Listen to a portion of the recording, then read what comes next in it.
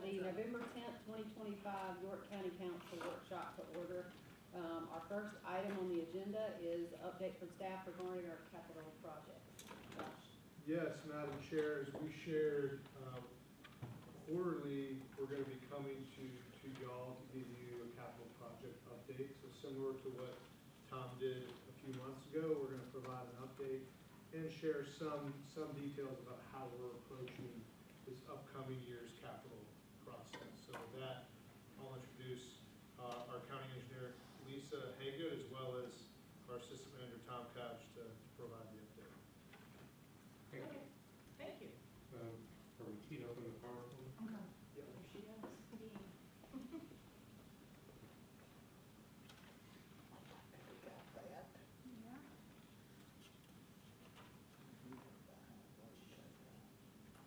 You have to go back. You got the, oh, I got it.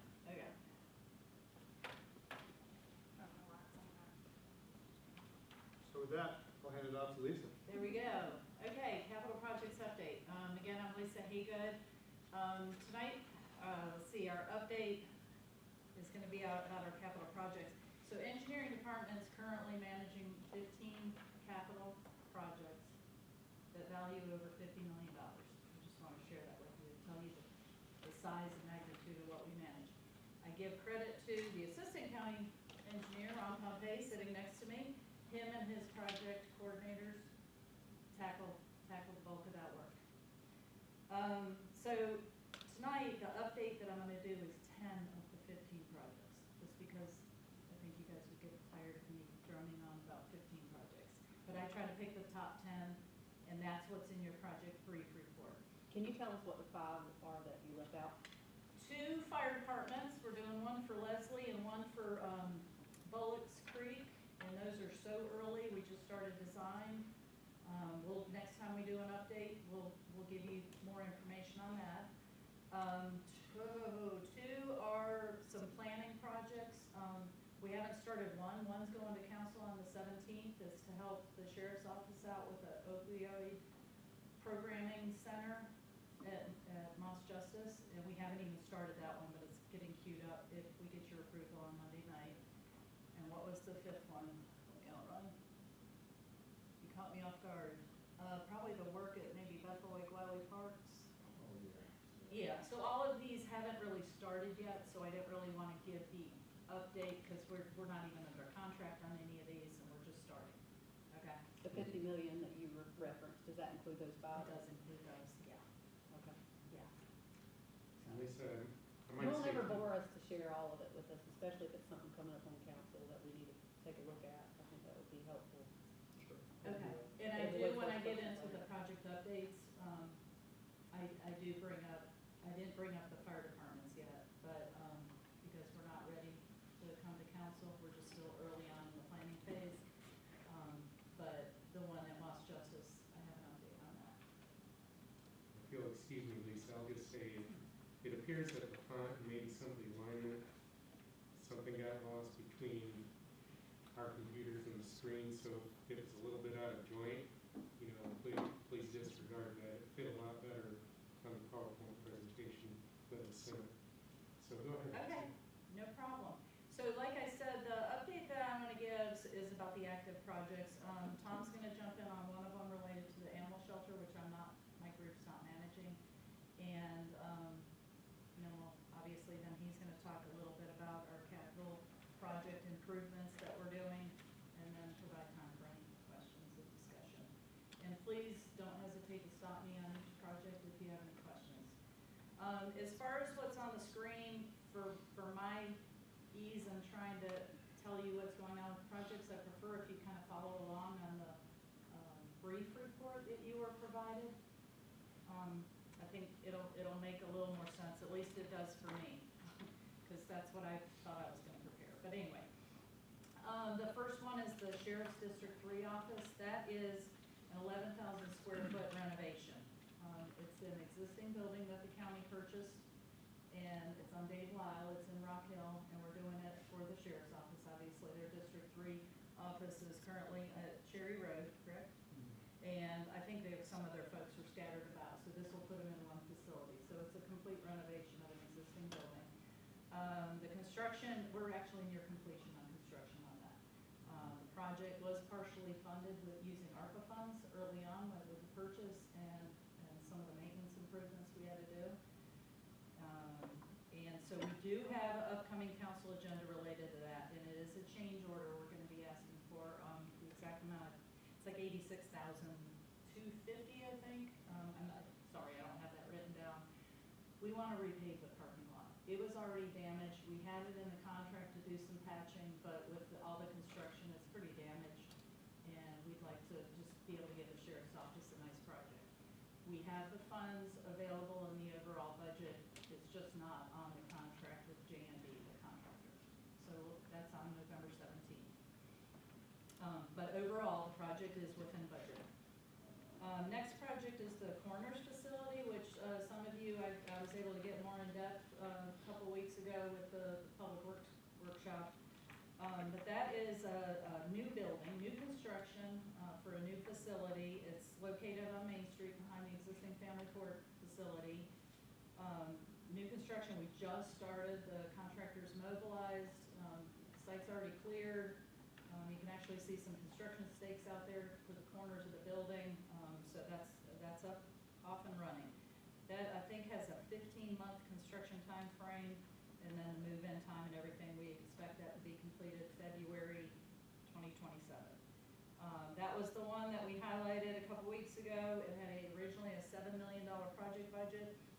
The bid came in lower. We're projecting that the project's probably gonna come in overall closer to the $6 million mark. So we're happy about that. We like that. Yes, yes, we all do. Next project, if you follow along, flip the page, is, and there's visuals too, which I think helps. You can kind of see what the building's gonna look like, or just a construction shot.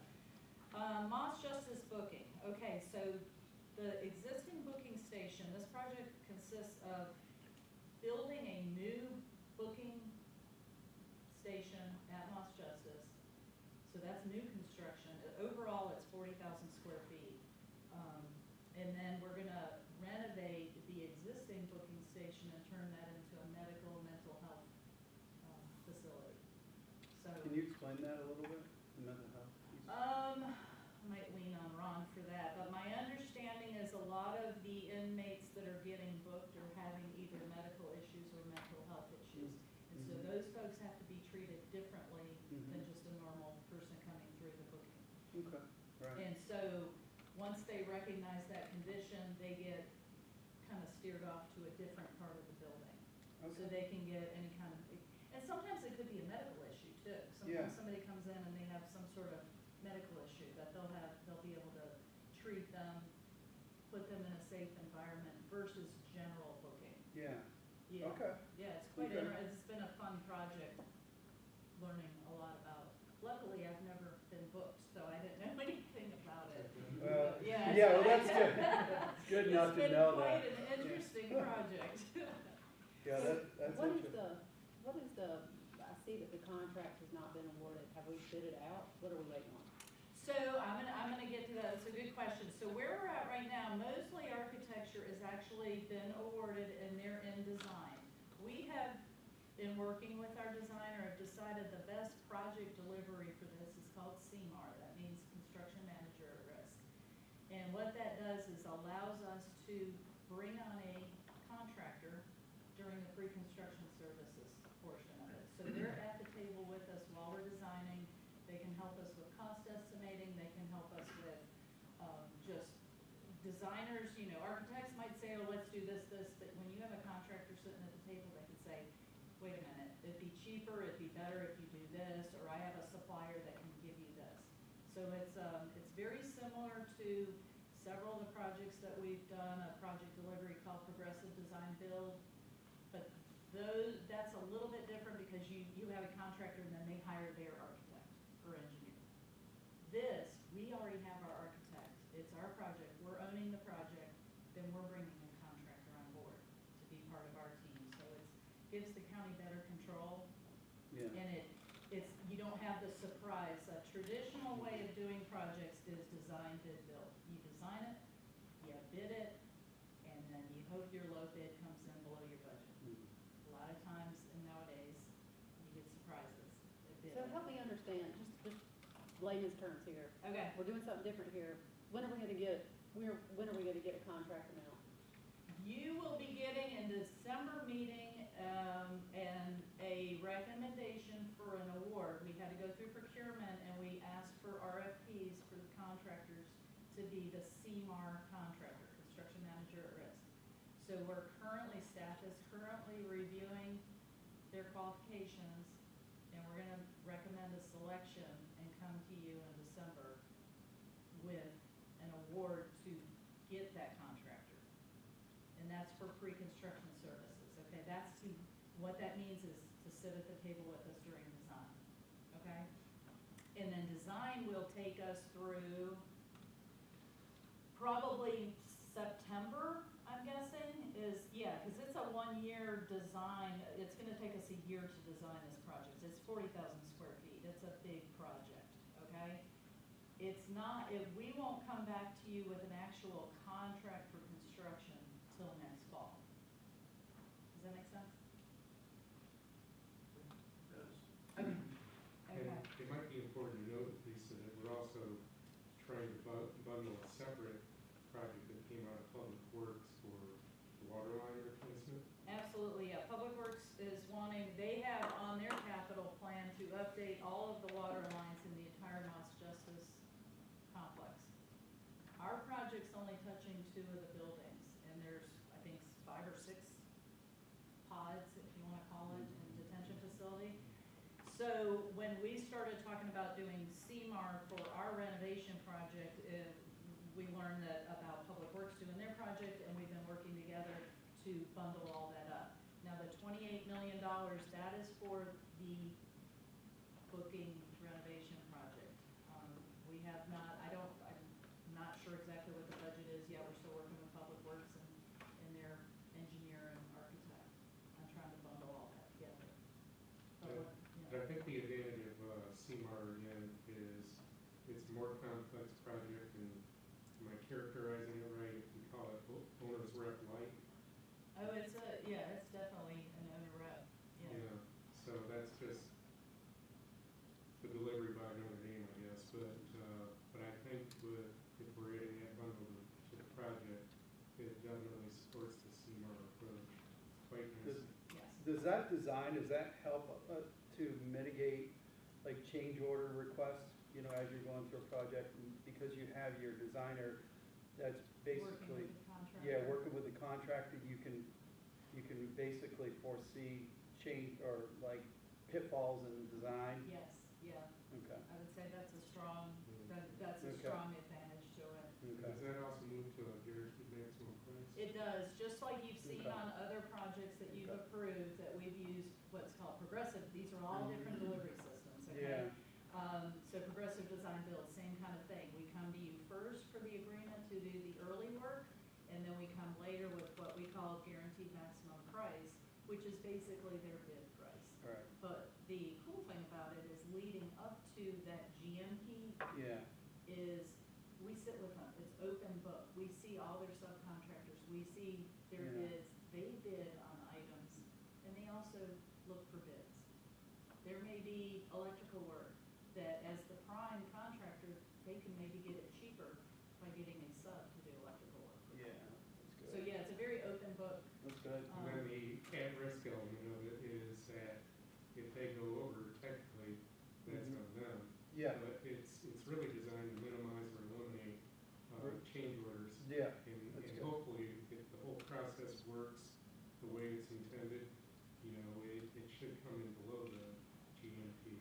Yep. So I think especially if we're bundling these 2 projects, in this case, CMAR is an excellent approach. Right, the other advantage I want to add on about the water line project, because it's the entire Moss Justice complex that's getting water line replacement, we have the ability, once our contractor's on board, while we're designing the booking station, Mhm. they can maybe do 1 phase of the water line. Go ahead, we'll come to you with a contract, and they can start doing the water line replacement. That's good.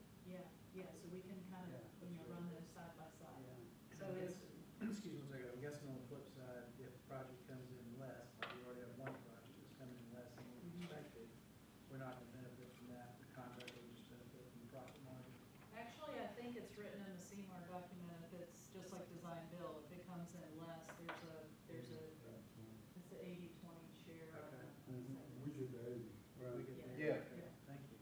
benefit angle for the client if they can come in a little, because they get that 20%. I really like the open book part of it. Yeah, I because think that's A lot of times good. a bid, you don't know what's going on behind the scenes. Yeah. This is, they have to show us everything. Yeah, Because they're part of. well, the there's an team. incentive there too, Right. you know, so. it's good. Did the pre-design come in more than what was budgeted? So we're 100% pre-design? That was the planning portion. That was, early on, we had to work with the detention facility folks and find out, you know, the number of bookings and then the projection of bookings. So that was the pre-design.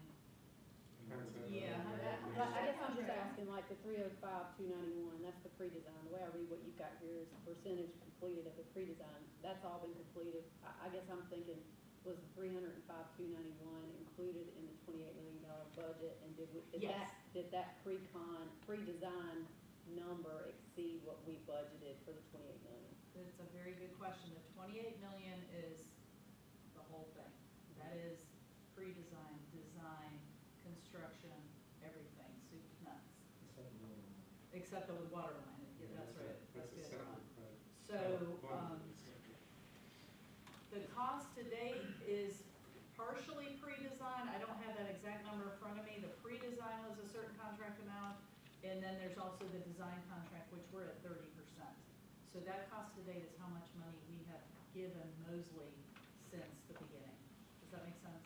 Yeah, I'm just trying to make sure, like, so like when we look at Penny's projects and think for purposes of council, we trust y'all to tell us the numbers.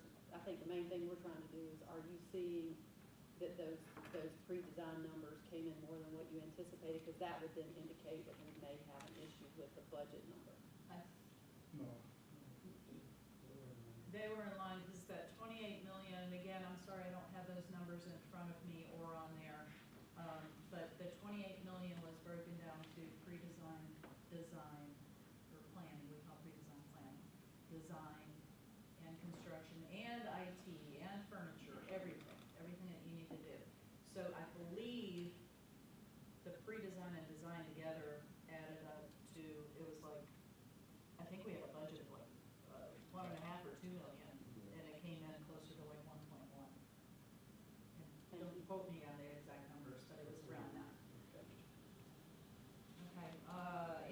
Okay, so, next slide, and I'm sorry the slides don't follow this, so work with me. I'll let Tom take over on the end part. Okay. For those of you who were at the Public Works Committee, you probably already heard some of this, but we're in the embryonic stage, I guess you could call it, of where we're going with reconceptualizing the animal shelter. And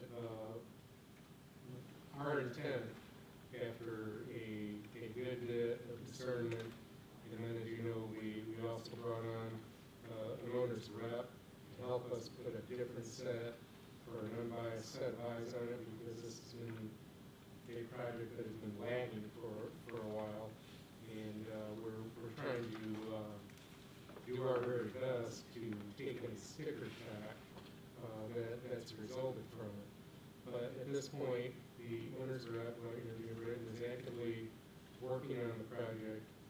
We think we've identified a location that doesn't require any land acquisition costs. The ideal location would be at adjacent to a solid waste convenience center on 161, and we're looking at further at the logistics of that.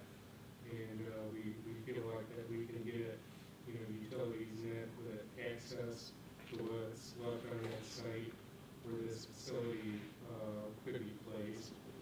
We've made a couple of visits over the last several months to other animal shelter facilities, one in Cherokee County, one in Guilford County, Greensboro, up in North Carolina, which we really like the layout.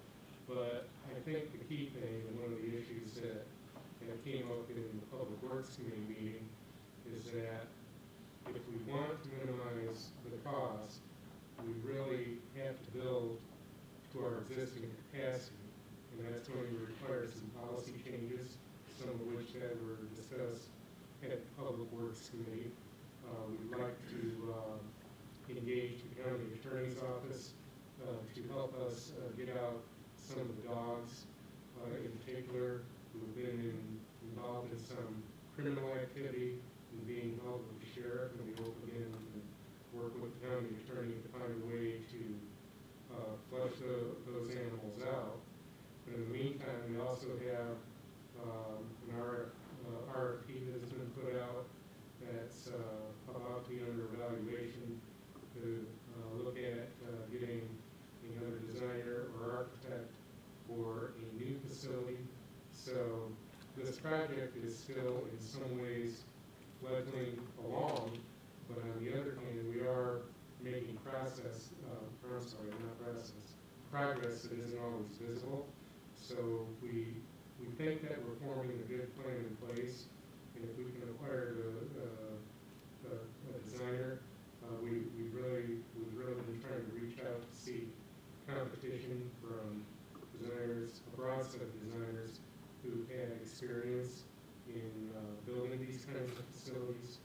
But if we're not building to exceed our present capacity, we have to make sure that we build a facility that's humane, that for the animals, because if you've been over to the present animal shelter, we've got a lot of animals locked up in restrooms and other places that I'm sure are discomforting not only to the animals but to visitors. But we're gaining great confidence that we feel like we can build a facility that will meet your price point, and in meeting that price point to achieve all the goals we want to achieve with policy, treating animals humanely, and making sure that we produce the greatest number of animals that are available for adoption. So where did, and I guess I gotta understand, where did we come up with that 20 million? So that was based off of, if y'all remember the presentation, it's been quite some time early in my career here, where we had an initial design that we brought to y'all, and that was the estimate. I think what we've said is we're gonna try hard to do this under the understanding that y'all wanted to see more of a $16 million facility. Right. But this is why we had to restart the project. Whenever you redo a current building, there's costs that come with that. And so part of this opportunity is looking at a new site that county might currently own and build a brand new building on a new site. We think that could generate some savings. We thought the different delivery method could help us identify savings too. So we're doing all we can to find a solution that closer meets y'all's expectations. Yeah, I was expecting to see 16 up there, so that's what, that's when. 20 million has been the last time it was quoted, but Well, I would say let's not lose hope, because construction pricing is becoming much more favorable than it has been in recent years. So we don't want to, overpromise and underdeliver. But we're gaining confidence that we feel like as long as we don't expand the facility, as long as we meet the current level of service, and we can make these policy changes where we can make the transition and turnover of animals more favorable, it may not need to lend itself to having an expanded facility. we're doing all we can to drive down costs. And that's, plus, I think we also talked about spaying and neutering the program across the board, and I think Rock Hill was part of the discussion, or thought there was some, how we're looking to at least initiate more of that out in the community. Because I mean, the problem, my biggest concern is that if we don't implement that, this becomes a field of dreams, right? Everybody, Doug, I mean, yeah, he built it and they will come, and that's, so I think we need to have a back-end program to manage. Yes, and I think we have to have these policy issues close to some resolution before we can really engage a design firm, because that's going to drive how the building is created. I guess I would like to ask, since I share the same concerns, I feel like council's been very straightforward and said several times that the budget should not exceed 16 million. And I think when you compare that to a corner building, we're talking about building for under 7 million, I don't know, we got a bid back for 5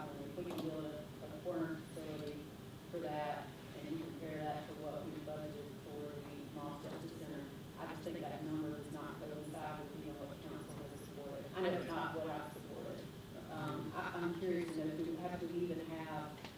do we know what square footage we're looking at for this animal facility, and is the land that y'all are looking at something that's already within council, control, or are you talking about buying new land? We're not talking about buying new land, and I think if we're going to, if you're on firm footing, that's gotta be $16 million, then we have to, challenge the competing and ultimately the selected and awarded designer to build the budget. It's not terribly uncommon to do that in the public sector. And you just say, we got 16 million, we gotta make sure our policies are in place to help facilitate that. But there's no reason why we can't draw a line in the sand if we really wanted to challenge a design professional to do so. Well, I don't understand it, because I mean, if you can build a 3,000 cow before you saw a barn with feed bunkers for $1.5 million, and the cow weighs and way more bigger and takes up way more room. It just blows my mind. So it's important that we do preliminary design projects, get a better idea of the cost before we bring it all in. I think that's part of the lesson learned here. I wasn't here when the $16 million discussion was had. But if you throw a number out, and then you go design it, and then you bring a different number, then you have a conversation like we're having tonight, we've had multiple times. I think what we're trying to do is, working with our departments, is get more firm budget estimates, to have ideas on how much these things might cost in terms of preliminary design. So that is an opportunity, we're working on that. But part of the CIP is you put a future number out there, you go do work to get a better idea of what that actual number is in the year you need to do. And so a 5-year, 10-year CIP, you're gonna put a number out there, and 3 years are gonna go by, that number's gonna change by the time it comes to your year to build it in CIP and that you all adopt it. I think The what we're difference trying, between the adopted number and the actual CIP number. I think that's really important for us as staff to be able to talk about that. Because the closer you get to the actual adopted budget, which is not $20 million, then that's when that number changes. So it is a number that's an estimate, but that number changes when it becomes reality. So this year, it's not a $20 million line item in this year's budget. It's enough for us to do work in this year. That number will hopefully come down once we're done with design. That's what we've been saying all along. so, yeah, and We gotta finish design. and I know that you've only been here a year. I haven't calculated today. I know that council's been asking for this even at the beginning of this year, and it seems like we're starting all over again.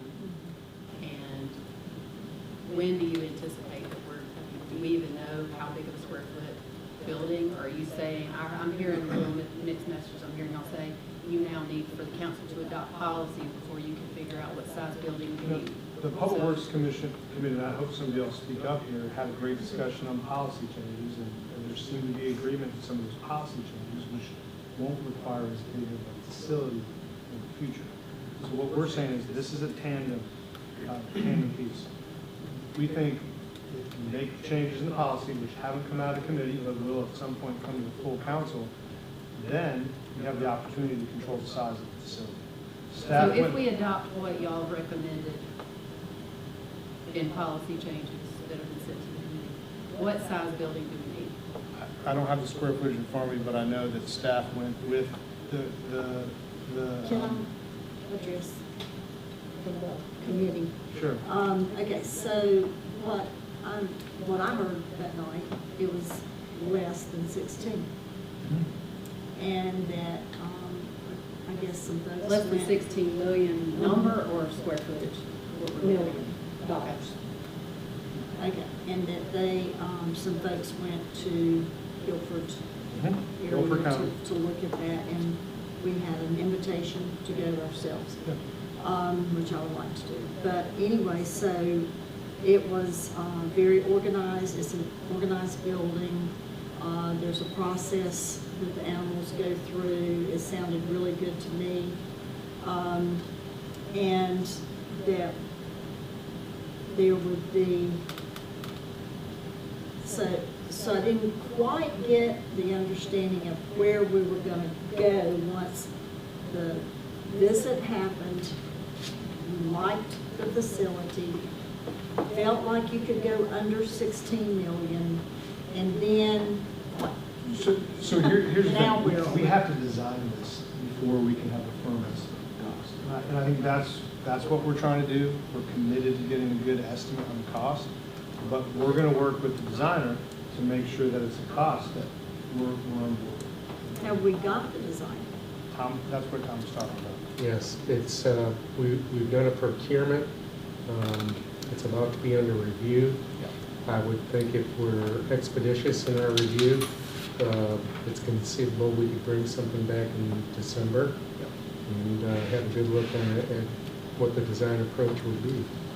Does it behoove us to get a little group together and go up there and check it out, Oh, since that was I think so? it would. Yeah, it'd be great. Yeah.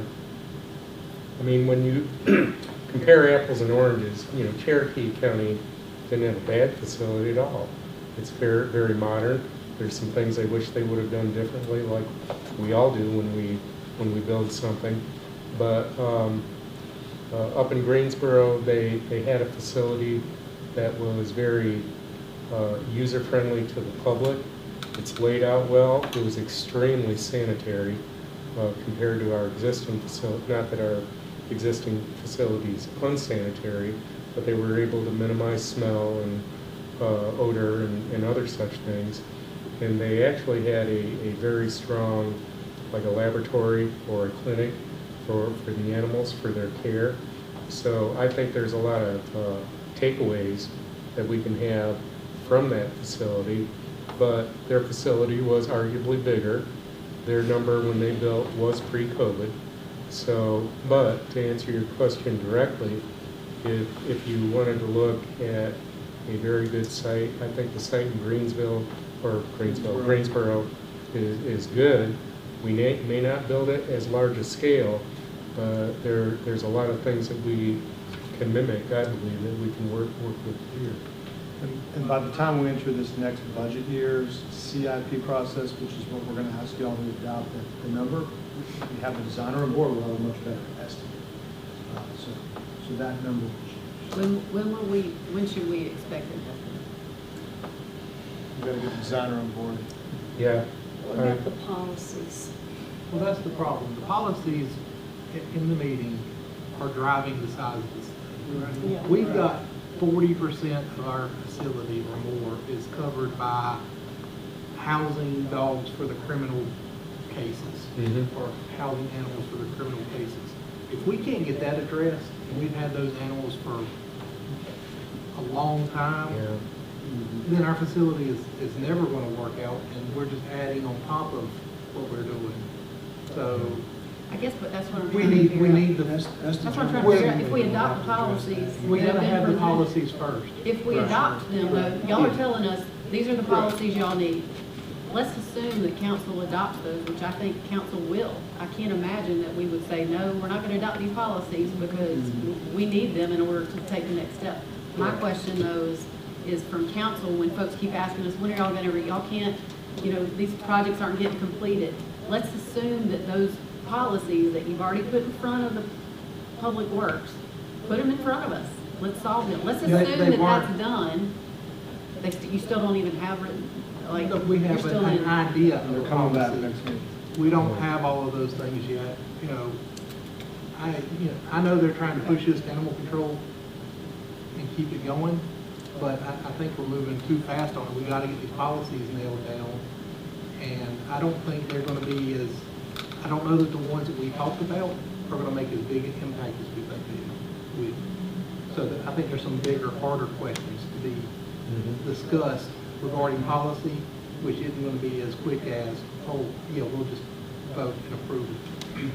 I think we're probably 4 months out on policies before we can even get somewhere on starting a pre-design or a design. It's my understanding that the General Assembly controls what happens to the dog that's in our custody as a result of somebody being incarcerated. So when I was on the committee, what happened was they would hang on to the pet and use it as leverage to get concessions on their sentence. So we have to hold the dogs until the person finishes their legal battles with courts. We But think that wasn't there's they some working things on we can do. something to Yeah. change that? Yeah, we're getting into the, So I have a question. we're getting deep into this one now, we're happy to go here, but I do want Well, I think we Public Works kind of do Committee need to go here only to the point, to the extent of, I think it's important for us as council to walk away with, look, we're here to set policy. We're not here to, we can't come in here and second guess who's managing what project when. But we do have to respond to the public when they're saying, when is the project gonna get done? We have set aside $16 million, and we've set that aside, and we've pushed the limits of what council has said years ago, and we still seem like we're not any further along, and we can't answer those questions to the public. So I think more than anything, having a clear path. If what the Public Works Committee is saying is that we don't even have the policies presented to them to move forward, then we can't take this step. I think we're kind of trying to say, give us a timeline here of, so that council can be vigilant about making sure we pass whatever the policies are needed in order to determine what is the size facility that we need so that we can get the project moving. We need to know what our marching orders are so that we can do it too. So how can we expedite that policy process? have another Public Works Committee meeting as soon as possible. And I tend to believe that Mr. Madden is working with Public Works and the animal shelter to try to calibrate the right set of policies. Because I think the idea is that we're not going to increase capacity or maintain to some degree the current level of capacity or service. We've got to make sure the policies are calibrated in such a way that you're going to get efficient churn of the animals coming in and coming out. And that means we may have to make some changes and sacrifices to what we're doing. But I think Mr.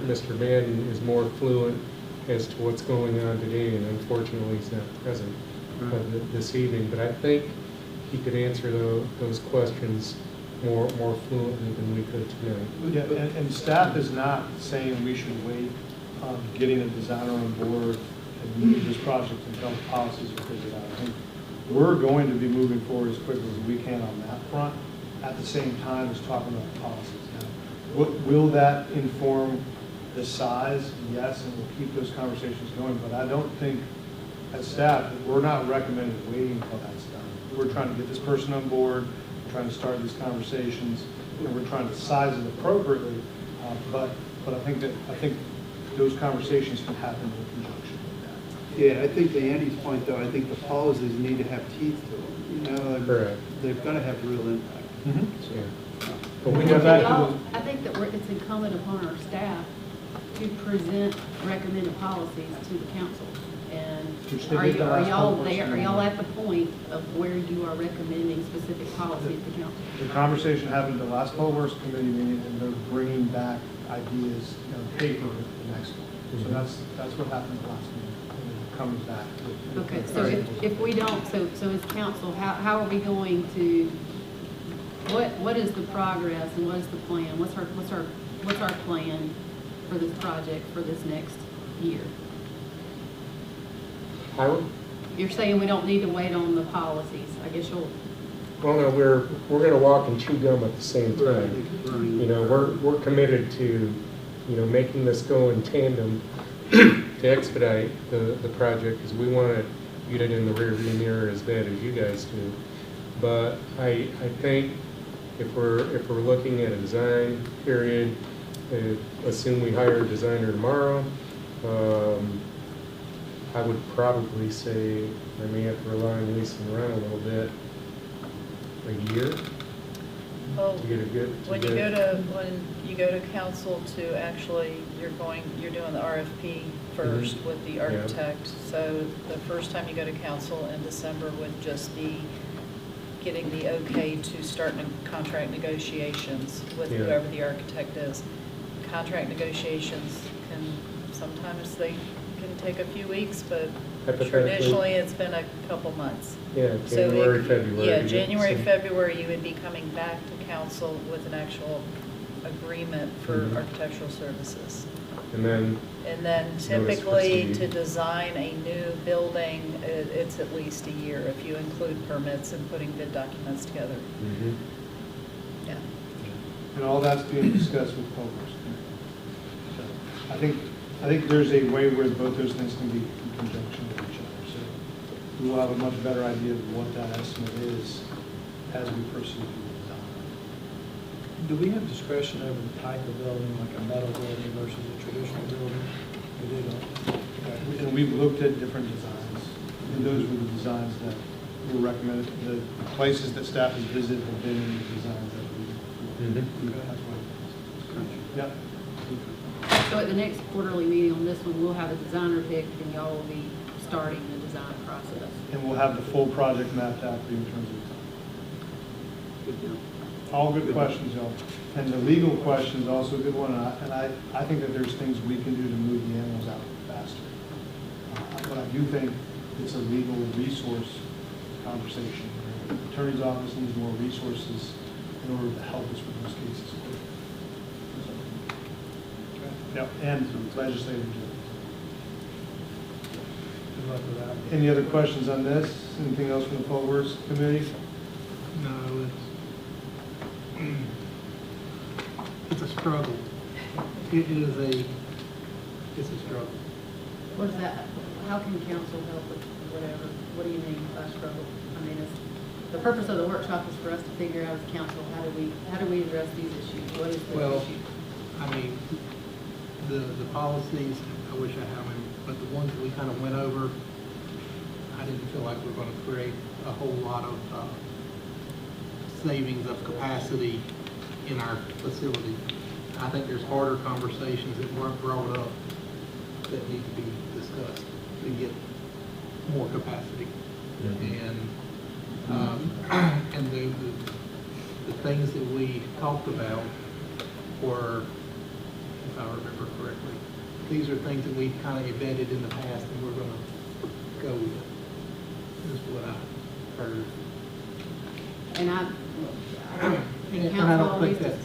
I think council needs to speak up on this, but I'm still feeling, I'm hearing folks wanting to move on to the next issue, but I'm still feeling a little bit conflicted here because I'm hearing two different things. I'm hearing we need to make new policies.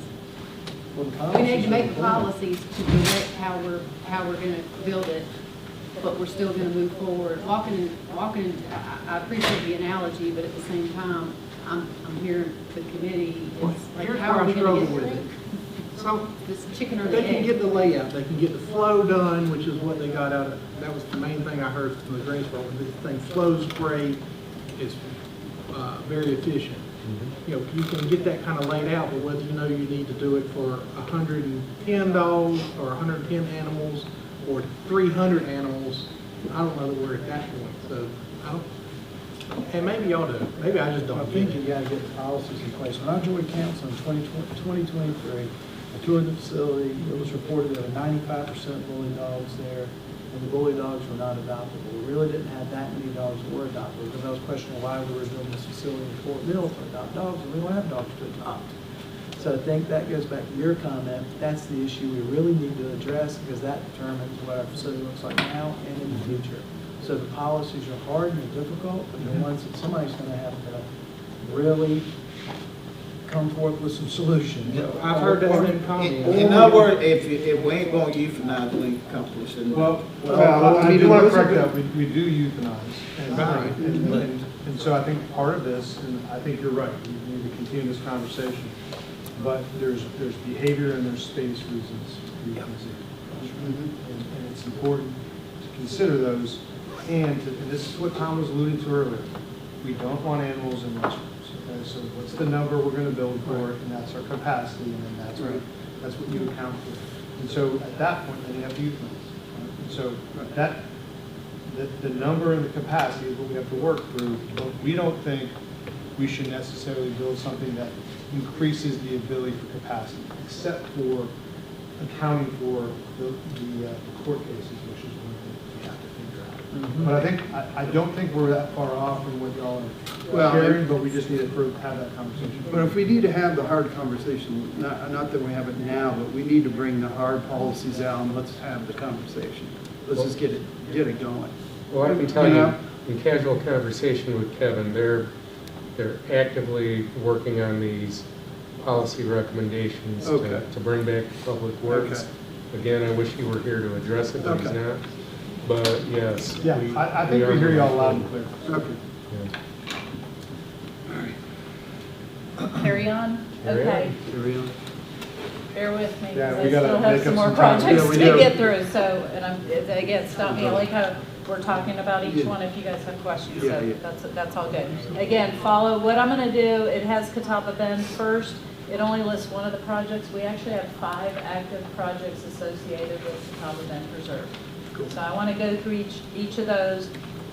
The write-up for each one is in your handout, only disc golf is at the top. But I want to start with the main project that's under construction that's wrapping up, which is what we call Catawba Bend Preserve Phase 1. Basically, it's not on the screen, it's in your handout. That is basically the grand entrance, the entrance road, 1.5 miles of road, a trailhead, restroom and parking, and there's also a gatehouse. If anybody's had a chance to get out there lately, it is really coming together. It's absolutely beautiful. We're really excited about this project. This is the project that will allow, and Catherine will talk about this more, to be able to open the park. Before there wasn't a road to get in there, a safe road. I mean, this will get folks in there. So where we're at with that right now is we're nearing completion. We have it slated to be ready to turn over to Parks in January. We had originally, I mean, it's a 1-year contract. Originally, it was going to be substantial completion. If you guys know construction terms, in October, which means handed over to the Parks Department in November. We had, in this past year, 60 rain delay days. So we had to add 60 days to this contract. And that's pushing us into finishing it up before Christmas and then being able to turn it over to Parks in January. So that's where we are in the Phase 1. The other 4 projects related to Catawba Bend, this one just started as the Catawba Bend, the dam repairs. The ponds out there, again, if you've ever been out there, great amenities to the park. The public loves them. The dams were old, just kind of farm ponds and overgrown and getting ready to all fail. So there's actually 9 ponds out at the park. We're tackling, we did 1 with the road improvement, Phase 1, and we're doing 3 of them bundled together into one project, and those just started construction. Those actually happened pretty quick. All 3 dams will get repaired, and we're expected, the contract has them finishing it before May. We think they'll be done before that if weather lets them. This project, the dam repair, and then the next one, which is the Greenway Trail, that was all bundled into one contract. And we did it as a design build, which means we had the contractor on board all the way through design. He's doing the dams first, and then after he's done with the dam repair, he'll roll into the Greenway project. The Greenway project, it's the first phase. If you guys remember, there's 5 miles of river frontage. We're going to do the first mile of it with this Phase 1. The total contract is for 1.5 miles, and what that includes is over 1 mile along the Catawba River, but we also have to get folks from the parking lot down to the trail. This will be a multi-use asphalt, 10-foot wide asphalt trail, ADA usable by the public. It's going to be absolutely beautiful. So we're really excited about that. But that, we won't start on that, like I said, until we finish repairing the dams. And that is a, help me out, Ron, I think it was a 18-month construction. And that's in the contract. If they can get it done sooner, that's great, but they have 18 months to build the 1.5 miles of Greenway Trail. So that has us finishing that project in November of 2027. I'm sorry to do this. I'm looking at my packet, We're and I'm page seeing, 7. there's like 3 page 8s. Mine's might be messed up. There's like 9 page 8s. I can't figure out what page you're on. Yeah, the page numbering is not. So what? Look at the page number. Page numbering is messed up, yeah. I see that. On that Greenway Trail, is it, how far back is it spaced from the river and is it elevated for flooding? Good questions. Yes, it's elevated for flooding, and we're paving it, so when we do get big rains and that area floods, it won't, if we did gravel, it would just wash away. It is about 30 feet from the water edge, 50 feet. It varies, yeah, there's parts where you're like right at the, not the edge, because you're elevated. There's parts that go back further away from the river, and there's parts, because what we did was, when we worked with the contractor, we laid it out, we went out in the field, we walked it, and then we started moving the flags around, because we wanted to save as many trees as we could. So there's parts where it gets close to the river, and there's parts where it goes back. I didn't know that river down through there would get down. When we had those big rains after Helene last year, I believe the water, Catawba River was 17 feet higher than normal, which was crazy. I mean, the water was up. That whole area was flooded. As I'm looking at the package that y'all sent, the first page 8 has the same number as the page 7. Is that the same project and the same budget? So the first one is, okay, right, it says Catawba Bend Dams 345, and on mine it says page 8. And then if you flip the page, then it says Catawba Bend Greenway Trail Phase 1, but at the bottom, unfortunately, it says page 7. Tabulation is wrong. And both of But them. it's got the same exact numbers. Right. It does. We combine that into a single contract. So that's one project. It is. If you look further down on both of the pages, it kind of breaks down. So the little over $4 million was the total contract, and it's broken out 2.7 million for the Greenway and 1.3 million for the dam repair. Is how that contract was broken out. And so the second one is the mountain bike, which had half of the funding from the grant. Yeah, And the so I'll same keep with moving the along disc because golf. Catherine's gonna do her part too, and I apologize, mine's taking so long. So, yeah, the mountain bike trail, that was grant funding, it's a matching grant, I think 2 different, what, LWCF and? R2P. Yeah, RTP. So that one, the layout's already begun. Construction will start on that in January. We'll be hopefully coming to you in one of the December meetings with the actual contract, with Nature Trails that council's already awarded to be able to use as the contractor on that. So we'll come to you in December with the construction contract. They'll start in January, and they'll be done by July. It moves pretty quick, and that's 8 to 10 miles. Hopefully, we might get more. We're in the middle of contract negotiating of natural bike trails, different skill levels for different riders, and some other amenities. Hopefully, like a trailhead improvements, some parking, maybe from the shelter, things like that. Next one. Another page 8, disc golf, which is also up there. So disc golf is Ace Place is the contractor, very well known, great folks that do these disc golf courses. So the disc golf will have an 18-hole championship course for, it'll have tournaments, also 9-hole course for just recreation use. Practice area, warm-up area, again, some amenities, we hope to get a shelter with it. Things like that. So that one also had grant funding, correct, Catherine? Correct, Yes. it was the undiscovered. Yes. Grant. So that has a budget of $400,000 with a reimbursement of up to $200,000. That one is, thank you, Ron, that is also, we'll we'll come to council in one of the December meetings with the construction contract for that one as well. So Not on the Ron will be 17th. bringing like 4 contracts to you. Not in on the December. It 17th. says on the 17th. November 17th. Oh, I'm sorry, that one's, okay, I apologize, my notes. Okay.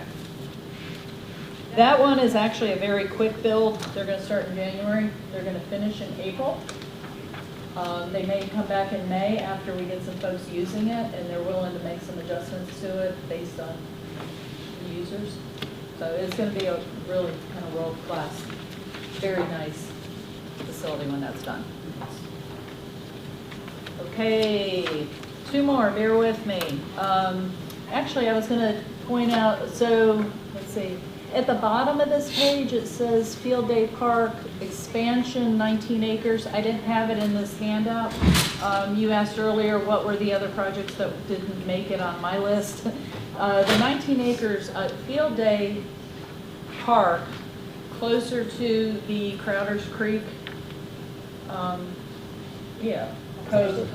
Crowder's Creek Pump Station and that cove over there, York County owns 19 acres over there. So Parks asked us to look at, well, what can we do with that 19 acres? Can we expand? So we did a planning study.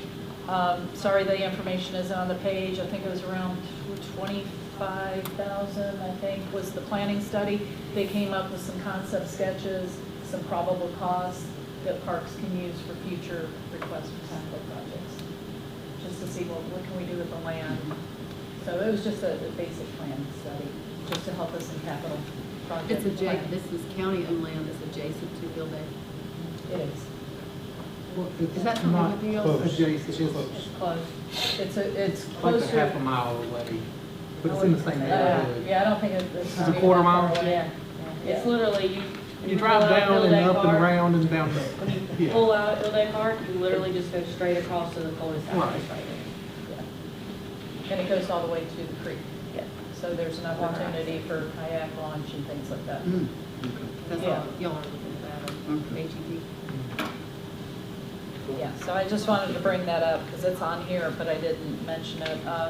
While I'm on this page, just to kind of, it's out of order from the handout. And I apologize, these two don't jive, so just bear with me. Field Day Park upgrades. Now, that's the actual Field Day Park. We've done, and that also had some of your state, what was that grant? That was the That state was the- legislative funds? correct. And so that is the construction of a new maintenance facility. As part of the maintenance facility, we added some public restrooms. That's how we were able to build the shade structure over the existing playground at the park. We added some netting on the multi-use fields, and we also added another batting cage. And it was all lumped into one project. That one is complete. I have on here 95% complete, but the building certificate of occupancy has already been issued, and folks are already playing on the new courts. So we're just working with the contractor to do the last little punch list and clean up items, but it turned out wonderful, came in under budget. We're happy with that project, and it's, if you get a chance to go out there, I recommend it. And then last but not least, I think it's on the next page, Worth Mountain. That was also some state funding. I think it was some earmark money of $750,000 that the county got last year. Is that the right? That's right. Am I saying it right? With that, we've already come to council a while back that we put out an RFP to do equestrian trails. It's 10 to 12 miles of equestrian and pedestrian trails, natural trails, and some parking, gravel parking for the horse trailer parking, and then just folks to just be able to go to the park. So Faulkner Development was already awarded by council. They've already started doing the preliminary layout, and we'll be coming back to council in December with the actual construction agreement so they could start in January to build those trails and build that parking lot. So the equestrian folks are happy about that project. The other one, I don't know if you were gonna talk about any of the like Wiley stuff, but, Parks asked for our help, the Wood End Park on the screen here. That Parks asked for our help to, they received in the budget $500,000 to be able to open the Wood End Park. The first part of that, engineering helped manage, which was the demolition of the structures on the property. We've already done that. It says, I'm not sure about the cost to date on that. It was actually, It's under 100,000. yeah, it was under 100,000 for the demolition, and I believe Jesse, that is the manager that works for the parks, that works under Catherine, is using the rest of the money to put in gravel parking and some trails and things like that. And I think that's it. When is the, Wood End, what's our timeline on Wood End? Sure. Right now, there'll actually be an item on the agenda for us to have Blythe do the parking lot to try and expedite things since they're already mobilized with the road construction.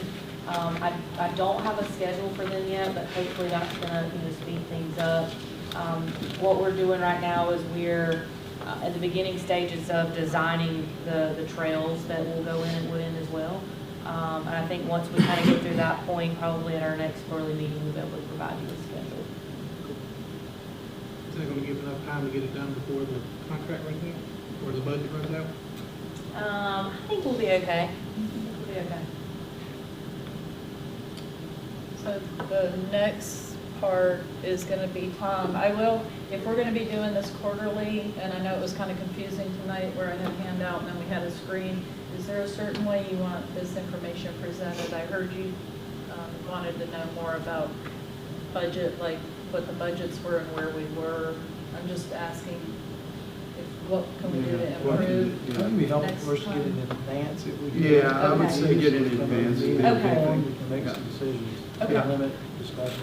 Yeah. I think having a timeline, like today, taking the information that we heard from you today and putting that on paper so that when we come to the next quarter, we can say, all right, so we're now looking at, the animal shelter, we're supposed to already be in design, have we met that deadline, and are we here, and are we out, I mean, I think the biggest things are looking at what we budgeted, and are we off of budget? And if we're out of budget, we need to know that.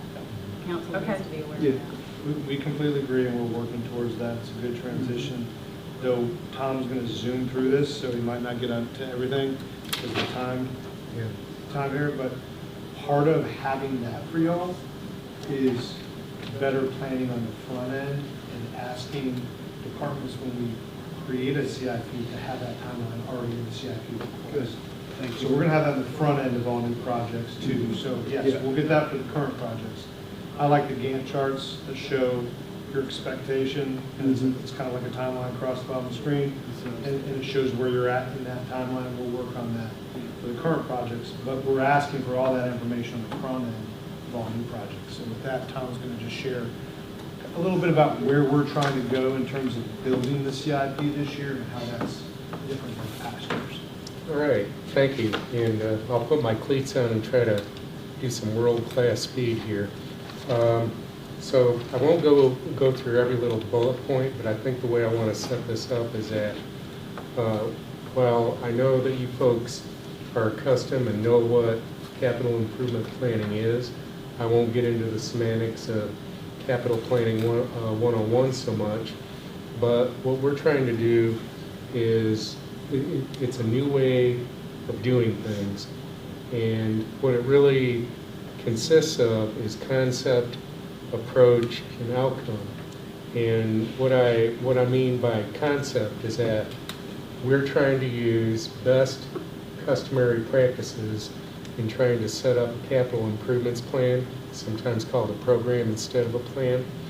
And typically, it's a multi-year planning tool. It's a 5 to 6 year time horizon. And I'll explain with a graphic a little bit later of whether we want to choose 5 or 6, but what it does in terms of approach and what we're trying to do is we're really trying to use a bottoms-up approach. We're getting our department directors and to some degree their supervisors intimately involved in the process of putting this together. It's in alignment, which is really part of the outcome that we're trying to achieve, which it's going to be, and I think the county manager agrees, a part of our budget document. And maybe fundamentally at first, it may look more like a schedule according to that time horizon. You'll see that complex projects are, that would be managed across fiscal years, but our focus is going to be on major capital improvements. I think we have a 1422 fund, which is capital maintenance. I don't believe that's going to be addressed in this CIP. We're going to be looking at the big picture, the big expenses, and like I've heard the county manager say, big rocks. So it's a plan, it's not a budget, and I won't over-focus on some of the bullet points because there are some redundancies in the slides. I prefer not to call them redundancies. I prefer to call them subliminal messages so that it'll sink in. But these are the basic reasons why you put together a CIP. But what we want to do merely is to enhance our process, enhance our approach, and meld it into the budget document. These are the various benefits. It aligns with our strategic plans and other plans. It creates better financial stewardship. It brings a logical sequence to projects, and we're doing a process right now that's very data and fact-driven, which results in the scheduling of projects by priorities. It helps to eliminate surprises. That doesn't mean a surprise isn't going to come from time to time, but if we minimize or avoid them through better planning, and particularly planning that combines fiscal capacity, then we're much better off. Two other very important reasons or benefits is that shovel-worthy projects score higher on grant applications. We want to make sure that we time our projects in such a way where we're prepared to apply for external funding, that it maximizes our chance to get it. But then the CIP can also be used as a transparency tool to internal and external stakeholders. Internally, it's good for project management and project delivery. It helps you as a council know where we're going. It helps management make better decision making. But it's also an important piece for the public to look at, because it helps us manage expectations with the public. And it's also a very good tool to aid in maintaining the excellent bond rating that we have, because we believe there will come a day where we have to utilize some important debt service, which also helps our fiscal capacity by spreading out costs. So a lot of these things are very much interrelated. Watts had a question. I'm sorry. Quick question. Are we getting closer to having a change in the ordinance that allows shovel-ready projects? I don't know that that would require an ordinance change. It does? Mm-hmm. Okay. I may have to get educated on that, but we can I don't know what you definitely, mean by that. Yeah. What do you mean? Right now, you cannot get a permit to do anything to your property until you have all the requirements done. In other areas like Gaston County, as an example, you can actually have your Oh, property. you're talking about when other folks come and they can't get a CO. Yeah, back up until- one page. They can't get a permit to start until This they have one all. says shovel-worthy instead of shovel-ready. But Oh. an example of this, Watts, is something we're doing right now. We're doing a design for the full 5 miles of the trail cut. Right. So that, in my mind, is what we mean by shovel ready. So the design's done. Yeah. We just need to fund it, right? And so you're gonna see very soon an agenda item to ask you all to let us go apply for a big grant. I think but Watts is talking about something Next is totally different. Yeah. He's talking about how do we help folks who are coming to the county Right. who want to move forward because they can't do anything unless Or they even have a us. full. Even the county. Well, not really. I think this part is talking about our CIP, so this is Right. very different I'm than happy to talk to you about that offline. Well, planning. And that's, and you bring up a good point, because I mean, just clearing property to prep, et cetera. I realize it's off topic, but shovel-worthy versus shovel-ready is, I brought it up. No, We understood. discussed this in the past, No, and I it's- was curious it's- if we got into it. Yeah. I wrote it down. Okay, I echo it. Yeah. all right. That's an update for planning and zoning, right? Yeah, Mhm. I agree. Yeah. A couple of points that I want to make here in the process. It's sort of self-explanatory, and as a council, you obviously retain, final authority to make the decisions, but as I'll show in an upcoming slide, remember and this is where it conjoins with the budget process, year one becomes the proposed capital budget. The out years are a forecast, and it also accommodates cash flow and any carryovers. But I'll show you a slide in a moment that addresses that. But it's also very important to update this plan whether we do a capital budget year, which is year one, and either 4 or 5 years out. I think we would recommend 5 because that's pretty, 5 years out because that's pretty traditional and a best practice. But it's very important to update it annually, and I think the graphic I have will illustrate that better.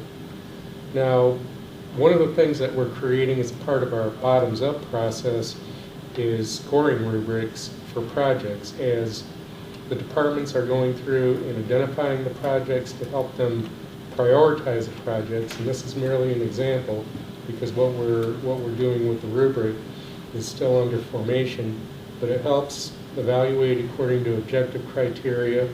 Again, other criteria may be included in or out. This is just an example. We're still vetting that. But ultimately, we will be issuing forms to the departments that go much deeper than this particular table. And they've got to support recommendations with data, facts, and demonstration of aligning with council priorities in the strategic plan. This is Real quick though, on that weighting, are you rating these by cost or are you weighting it by value? We're going to be rating it, well, the cost can be a factor, but typically what you have in a scoring rubric is a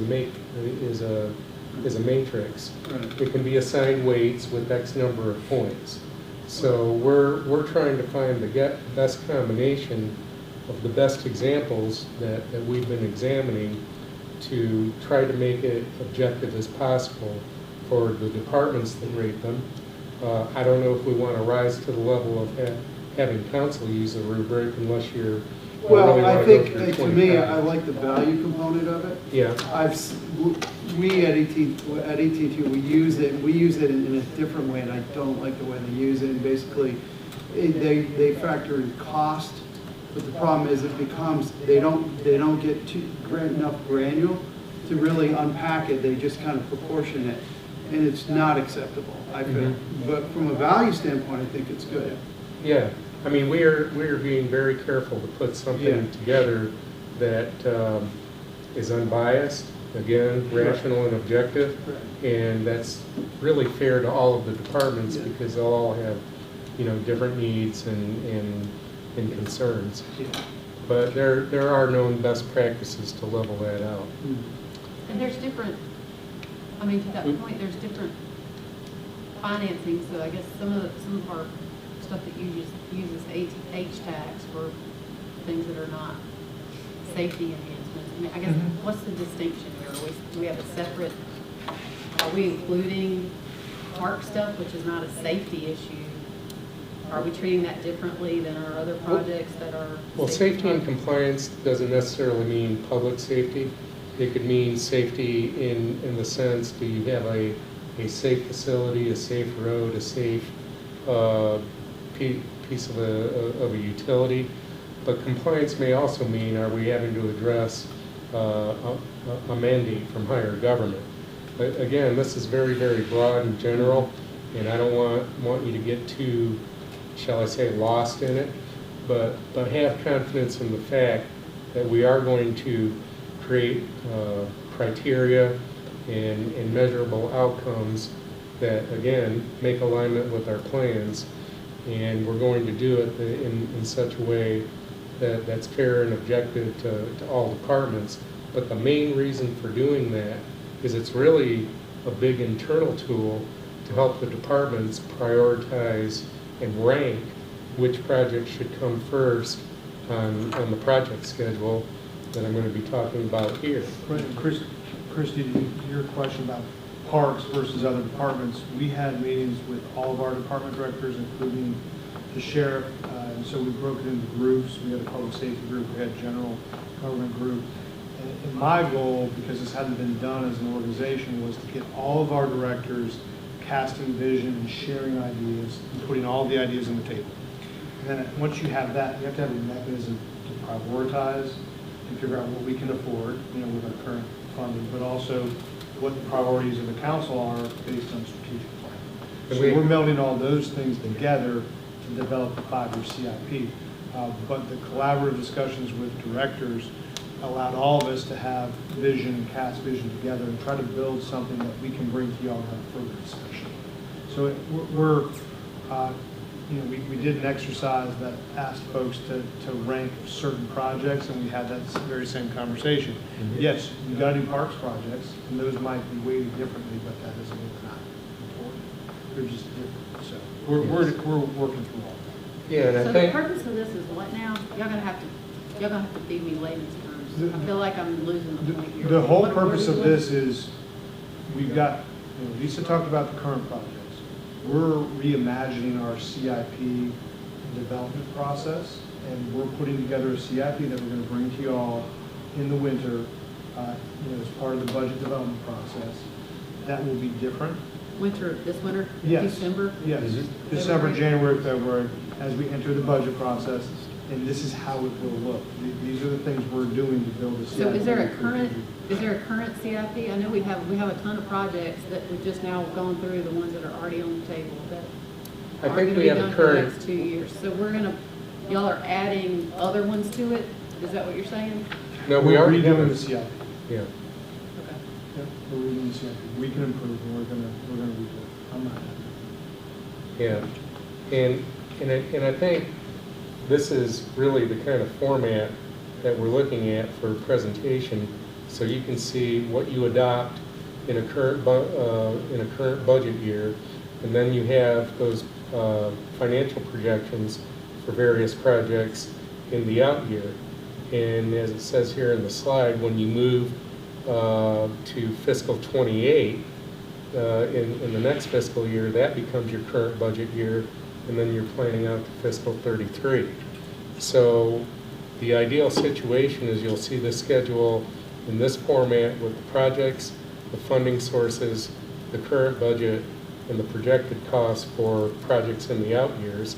And some projects in the current budget may expire, some may roll over into the next year budget or the year after. You may also see new projects come on as well. But it's really just a rolling schedule to keep all of us focused on what our future capital needs are and what they will be. Does it incorporate scope creep, as you go through these projects?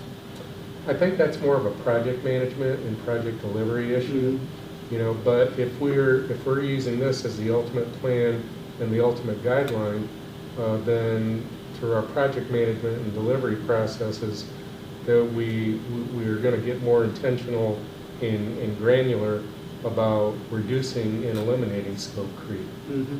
And if there's any scope creep, it's got to be for a very, very, very good reason. So what you creating is basically like a data counting. Well, more definite scope before we even start. We're not Okay. even been defining scope as clearly as we should be. So we'll just be looking for the new CIP. Yep. All right. Thank you. Yep. Mhm. All right. Thank you. All right, Catherine's gonna wrap us up here with an update. The closer. On Parks and Erosion.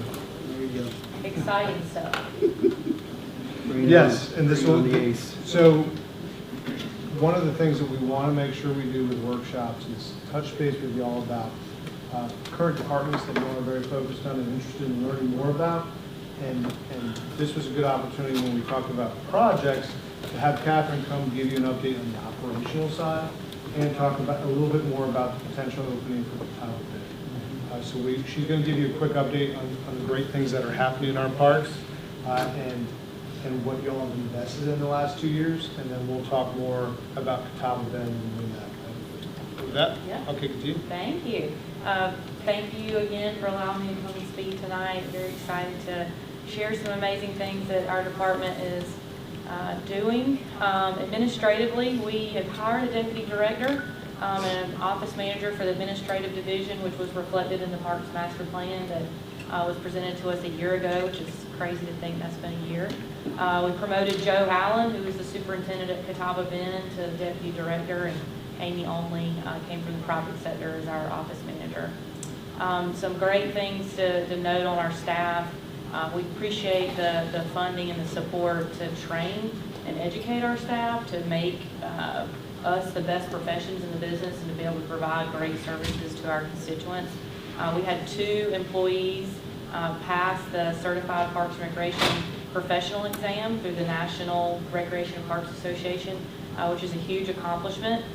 So right now, we're up to 5 employees in our department that have that certification. So we're going to keep growing that number. We also have an employee, park maintenance superintendent that's at Field Day Park, Kelly Turner, passed the Certified Playground Safety Inspector exam, which y'all, that is a very, very difficult exam to pass. Matter of fact, there are a lot of professionals that do not pass it their first time.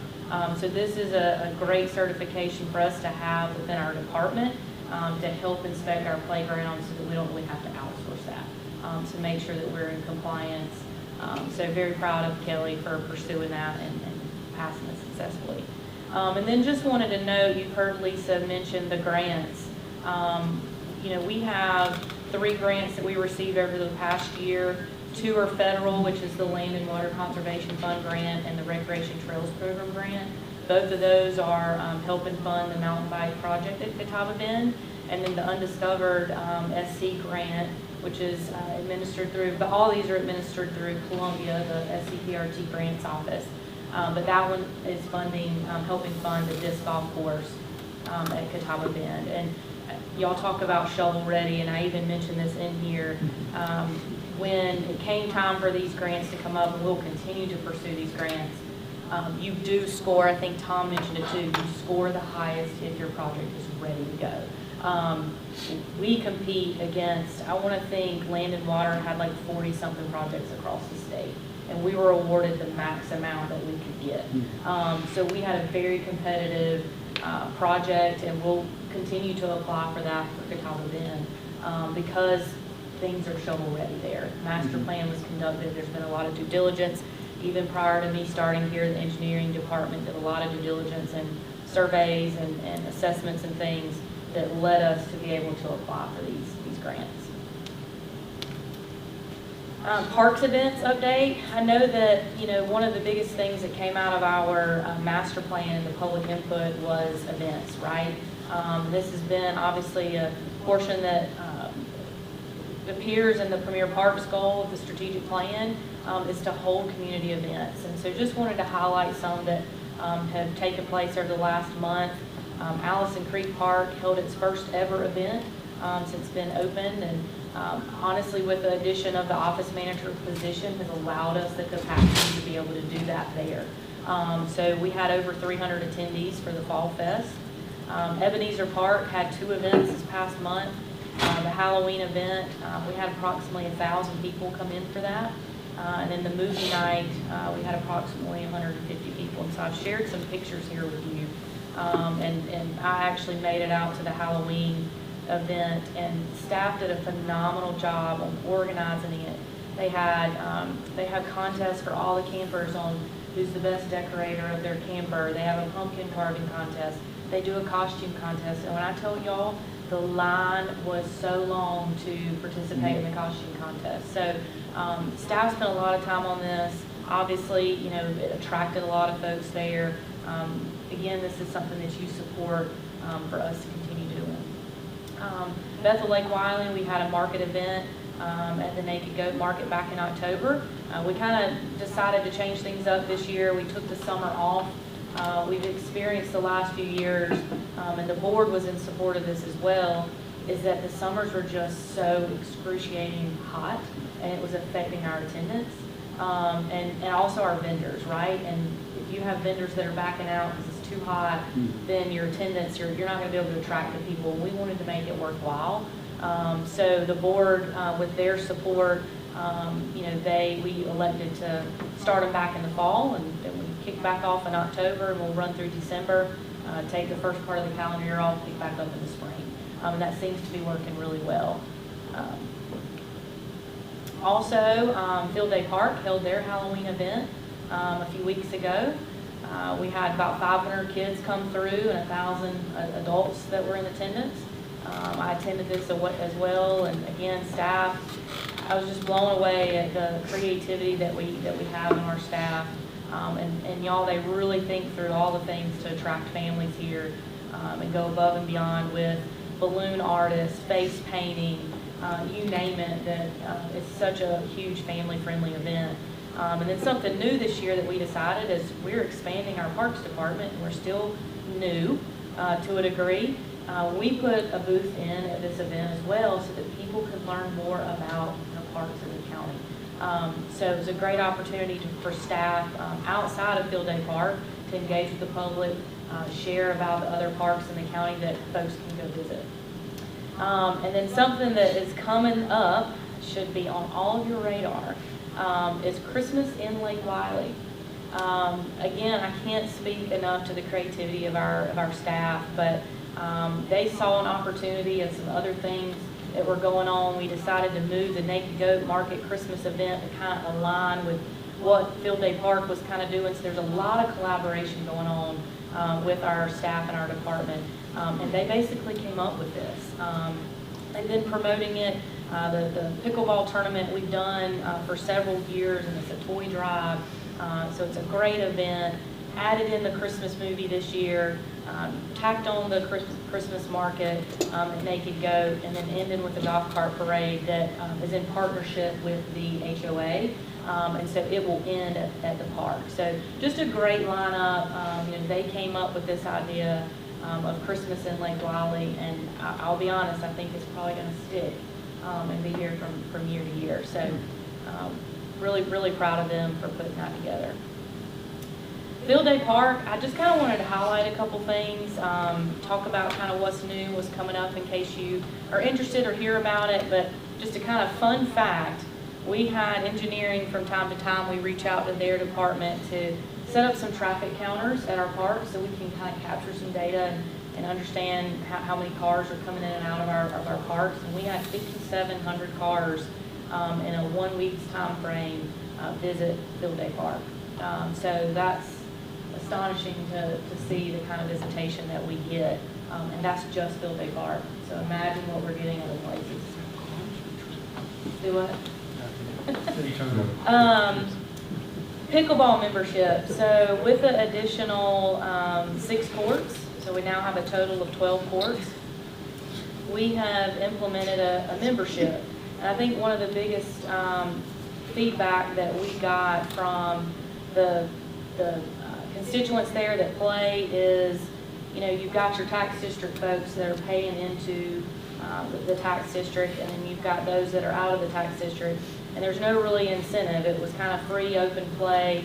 We managed some of the reservations, but it's kind of equal, right? And with this being a special tax district, we really felt like we needed to separate things and give some advantage to the tax district citizens as opposed to those that are living outside the tax district. So we created this membership program, if you will, for pickleball. And so it's free for the tax district residents, but it's a way for us to manage the reservations. And so 6 of the courts will still be open play, and then there will be 6 that will be available for reservations.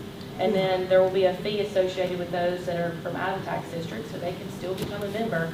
There's actually going to be a fee because they're not really paying, the extra millage into this tax district. So just kind of something new that we're rolling out, I want you to be aware of. We rolled it out a few weeks ago, and honestly we appreciate people who have been appreciative of the fact that we, laid it out this way and separated it out. So, Catawba Bend. I know this is a topic that everybody is on the edge of their seat, ready to hear what's going on. And I will just tell you this. We have added staff out there. I can't thank you enough for the staff that you've given us. It is desperately needed, and they have been hard at work getting this property ready outside of the construction. I put a picture here. Staff has spent a lot of time on setting up the park store. So there will be a park store on site in the existing facilities. They've designed t-shirts. They have discs for disc golf. They have stickers. They have hiking sticks that you see there. Hats, you name it, you probably can find it in the park store. So they've spent a lot of time again, and we are ready for folks to get out there. Other elements that they've worked on, our maintenance team, you see the picture over to the right of the tree groves. And any of you that have been out there, you know that there's some large tree growth areas. One of our project lists in-house that we've been working on over the last year, now that we got the additional staffing, is we found at the cross-country event that we had a couple years ago, there were a number of holes in these groves from where there were old tree stumps and/or animals had created these holes. I mean, you'd walk through the field and you might step knee-deep in a hole. So it wasn't just like a, small hole or anything, it was dangerous. We knew that we needed to fill those holes in, seed it, that kind of thing to get it ready for the public. Staff took that on. Y'all, there were 3,000 holes that they hand-filled. They mow, it is manicured, finish mowed, it looks spectacular. And the best part is we've eliminated that liability and risk. So people can walk through our groves, picnic in our groves, and feel safe. Also, what they've done is there were a number of dead pine trees, as you can imagine. So we had training, chainsaw training, certifications that have taken place over the last year, and we are removing those trees in-house. So we're saving the county a lot of money to remove those, not just here at Catawba Bend. That training involved other employees within the Parks Department. Also, we invited a few employees from Public Works Department to participate in that certification. And so we've been able to remove dead trees, prune dead trees, whatever we need to do, not just here at Catawba Bend, but other parks as well. So trail maintenance and upkeep, y'all remember we established about 3 to 4 miles of natural trails over a year ago. So they have to keep that up, get that ready, for us to open signage. They're working on signage, wayfinding, all of those things, so that you tell that story, and then you can also direct folks where to go from a safety standpoint, and then developing some interpretive programs that we can offer, on the weekends here and there as time allows and staffing allows. And then we just recently hired a park superintendent with the promotion of Joe Allen that left that seat vacant. So just wanted to, he actually started today. So spent some time with the team out at Catawba Bend this morning. Marvin may be a familiar face to you all. He was at the Catawba Nation for a number of years as their head naturalist. So he is going to fit right in here. He has a lot of experience dating back to Charleston County Parks and Recreation, managing parks and developing interpretive programming and operations. So he's going to be a great asset on our team. So. Have we had schools out there, like from a horticulture perspective or nature, like they do at the Greenway, for example?